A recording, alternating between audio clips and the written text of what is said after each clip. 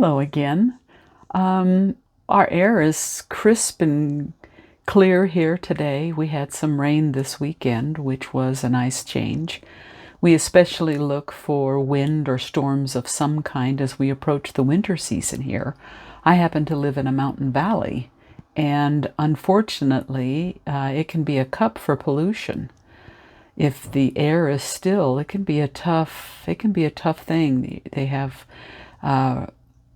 green, yellow, and red warnings in the winter for air pollution. And it's not like we're a huge state. It just happens to be the way our valley, our mountain valley is laid out.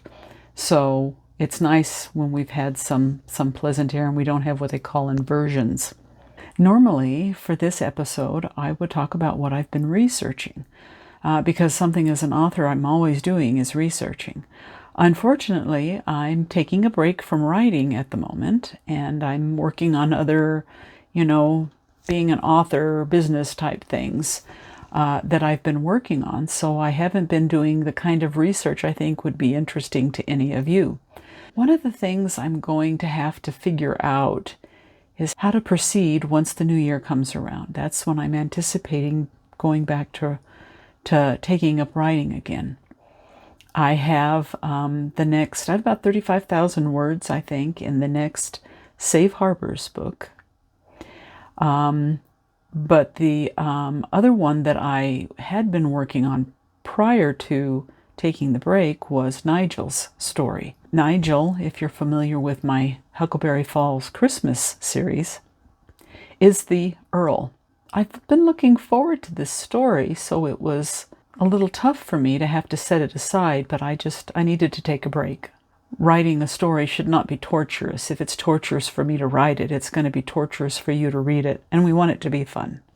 We want it to be heartfelt and engaging. Something I had been considering for a while as an opportunity, because Huckleberry Falls so far has Christmas stories written in the world.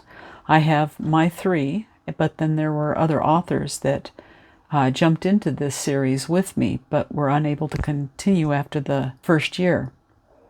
But we had talked before about taking advantage of Huckleberry Falls' love of holidays that fall on other times of the year.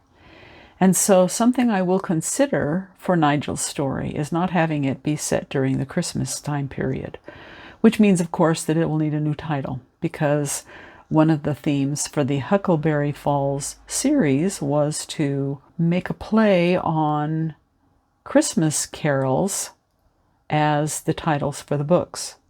So my books are Mary and the Gentleman. The second one was A Christmas Waltz for Linda. The third one was How Mr. Grinchley Found Christmas. So if I move away from the Christmas holidays for Nigel's story, I'll have to decide if we're going to play on that. I don't know what kind of song I would make a play on the title, but I do like that. I do like that idea. I think it makes it fun. So things to think about for the new year. But I thought it might be fun to give you just a teaser of the beginning of that story. Now, as always with a book, the first chapter may need to be written, but isn't always kept, and certainly isn't kept in the same way that once the book is published. Some hopeful authors, as they're working on their first chapters of the book, feel like they have to get it to be perfect, and will spend years working on that first chapter over and over and over again.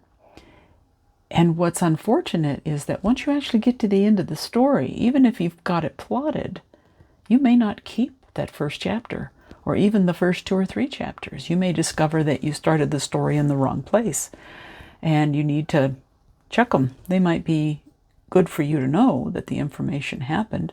You might take bits and pieces of it and weave it through later parts of the story as it ends up going. Anyway, I thought that perhaps I would begin with just the opening for this, and I apologize, I don't do a Scottish accent, but I am introducing a character for something I think would be fun to expand upon in later books if I continue writing in this series. And so this is the tentative beginning for Nigel's romance. A good afternoon to you, your lordship, and a good afternoon to you too, Callum. I don't do English accents either. Gently closing the creaky door to the charming bookstore, Thistle and Quill, Nigel Wyndham, 19th Earl of Berkenmore, took a moment to savor the symphony of scents that embraced him whenever he visited the shop. The inviting aroma of aged paper and leather, the gentle melody of softly turning pages, low comments of readers, and the mellifluous melody of Callum MacLeod's brogue wove an enchanting backdrop to the unexpected treasure of the place, a sanctuary of home, tucked away in a corner of this Wyoming town, and where Nigel had first met Trish. "I see you have Willow with you," Callum whistled and held up a dog treat. Nigel unclipped the leash, and the wriggling schnoodle dashed toward the shopkeeper. With the biscuit in her mouth, she pranced to the rug before the crackling fireplace and settled down to enjoy her treat. "Are you looking for anything in particular today?" Callum scanned the surroundings and lowered his voice, adding, "Or anyone? I've not seen the widow yet today." Which was unfortunate, but not unexpected. The lady in question had taken to avoiding Nigel. "Have the two of you had a disagreement, your lordship?" Callum's gaze brimmed with sympathy.